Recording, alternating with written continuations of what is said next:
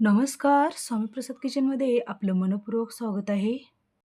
आज आपण उडदाच्या डाळीची सुकी भाजी कशी बनवायची ते आपण या रेसिपीमध्ये बघणार आहोत.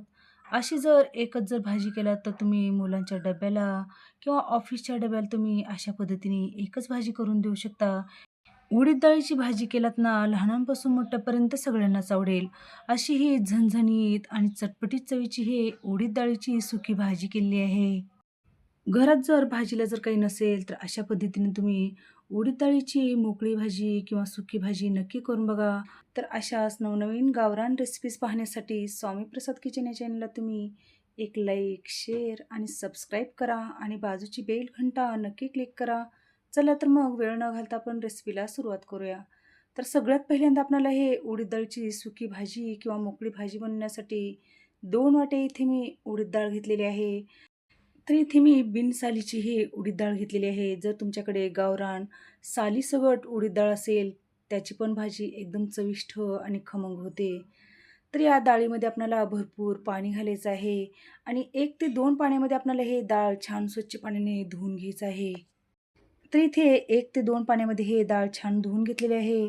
तर या डाळीमध्ये आपल्याला भरपूर पाणी घालायचं आहे आणि एक अर्धा तासासाठी आपल्याला हे डाळ पाण्यामध्ये भिजू घालून ठेवायचं आहे. तर इथे माझ्याकडे वेळ नव्हता म्हणून मी भिजू न घालता लगेच गॅसवरती हे डाळ छान शिजवण्यासाठी ठेवलेलं आहे. तर फुल गॅस करून आपल्याला हे डाळ शिजवून घ्यायचं आहे. जर तुमच्याकडे वेळ असेल तर तुम्ही अर्धा तासासाठी हे डाळ भिजू घालून ठेवलात तरी पण चालेल. तर बघू शकता एक 4 ते 5 मिनिटामध्ये छान आपल्या या डाळीला उकळी यायला लागली आहे.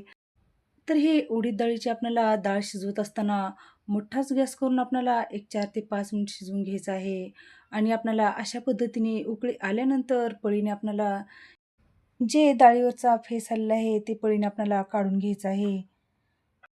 तर बघू शकता एक 4 ते 5 मिनिटामध्ये आपली हे उडीद डाळीची डाळ छान शिजली गेलेली आहे.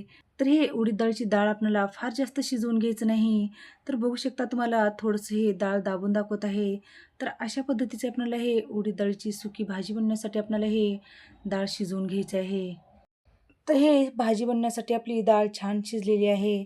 तर आपल्याला या भाजीसाठी एक वाटण बनवून घ्यायचं आहे.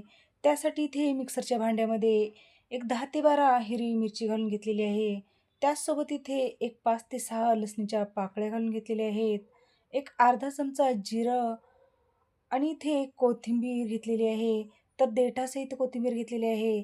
देठामध्ये खूप जास्त स्वाद असतो म्हणून आपल्याला हे वाटण बनवत असताना आपल्याला देठासहित हे कोथिंबीर घ्यायचं आहे.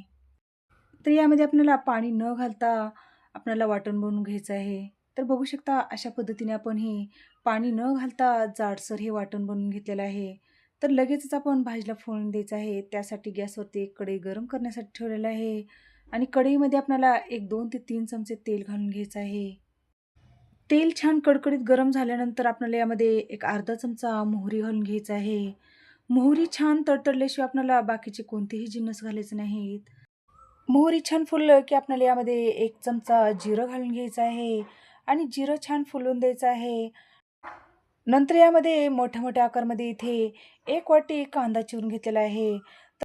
ते कांदा आपल्याला तेलामध्ये घालून घ्यायचा आहे. असा मोठा-मोठा कांदा चिरून घेतल्यामुळे आपली डाळ एकमेकांना चिटकत नाही आणि आपली एकदम सुटसुटीत आपली इथे हे मोकळी भाजी किंवा सुकी भाजी म्हणून तयार होते.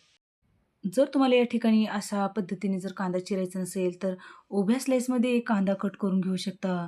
तर आपल्याला हे कांदा परतत असताना फार जास्त परतवून घ्यायचं नाही. 1 मिनिटभरासाठीच याचा कच्चेपणा जाईपर्यंत आपल्याला हा कांदा परतवून घ्यायचा आहे.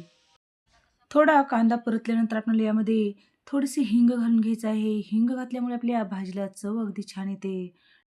तर या कांद्याचा छान कच्चेपणा जाईपर्यंत छान हे परतवून घेतलेलं आहे.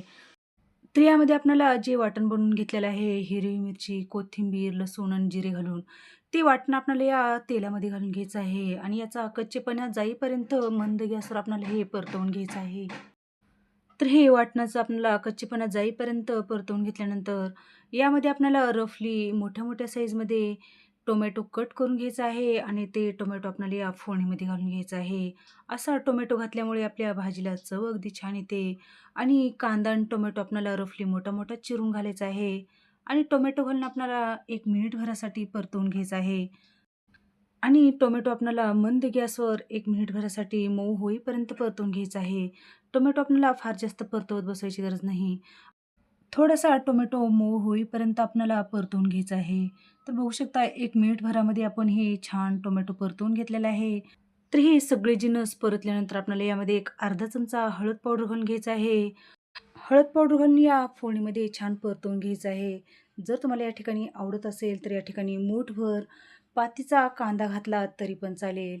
हे सगळे जिन्नस छान परतल्यानंतर आपल्याला या स्टेजला इथे जी आपण उडदाची डाळ शिजवून घेतलेली आहे, ते शिजवून घेतलेली डाळ आपल्याला या फोडणीमध्ये घालून घ्यायचं आहे.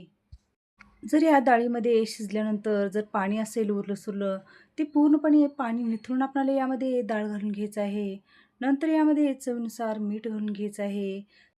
तर या मसाल्यामध्ये आपल्याला हे डाळ मंद गॅसवर छान परतवून घ्यायचं आहे. तर सेम पद्धतीने या ठिकाणी तुम्ही तूर डाळ, मूग डाळ अशाच पद्धतीने तुम्ही ते सुकी भाजी करून घेऊ शकता. तर ही डाळ घालून आपल्याला मंद गॅसवर याला छान तेल सुटेपर्यंत परतवून घ्यायचं आहे. तर ही डाळ आपण छान या मसाल्यामध्ये परतल्यानंतर आपल्याला यावरती एक झाकण ठेवायचं आहे आणि एक 2 मिनिटासाठी आपल्याला याची छान वाफ काढून घ्यायचं आहे. तर इथे आपण डाळ शिजवून घेतलेली आहे म्हणून आपल्याला फक्त याची वाफच काढून घ्यायचं आहे. तर इथे न पाणी घालता आपण इथे मस्त यावरती झाकण ठेवून एक 2 मिनिटासाठी आपण ही डाळ छान वाफवून घेतलेली आहे. तर इथे आपली एकदम झणझणीत आणि चटपटीत चवीची आपली इथे हे उडीद डाळीची भाजी बनवून तयार झालेली आहे. तर सगळ्यात शेवटी आपल्याला बारीक चिरून घेतलेली कोथिंबीर घालून घ्यायचं आहे आणि छान आपल्याला या भाजीमध्ये मिक्स करून घ्यायचं आहे. तर बघू शकता एकदम मऊसूत आपली इथे हे छान भाजी शिजली गेलेली आहे. तर ही भाजी तुम्हाला डब्यासाठी जर द्यायचं असेल, तर झटपट जर करायचं असेल, तर तुम्ही सेम पद्धतीने ही भाजी कुकरमध्ये जर केला, तर एकदम झटपट भाजी बनवून तयार होते. जर तुमच्याकडे एखाद्या दिवशी जर भाजीला जर काही नसेल, तर अशा पद्धतीने उडीद डाळीची सुकी भाजी नक्की करून बघा. अशी जर तुम्ही एकच जर भाजी केलात, तर चपातीसोबत, भाकरीसोबत तुम्ही ही भाजी खाऊ शकता. एवढी झणझणीत आणि चटपटीत चवीची ही भाजी बनून तयार होते. तर तुम्हाला रेसिपी कशी वाटली नक्की कमेंटमध्ये लिहून कळवा आणि रेसिपी कोणत्या शहरातून पाहता ते सुद्धा नक्की सांगा. तर अशाच नवनवीन गावरान रेसिपीजसाठी स्वामीप्रसाद किचन या चॅनलला तुम्ही एक लाईक, शेअर आणि सबस्क्राईब करा आणि बाजूची बेल घंटा नक्की क्लिक करा. चला तर मग भेटू अशाच नवीन रेसिपीसोबत. धन्यवाद.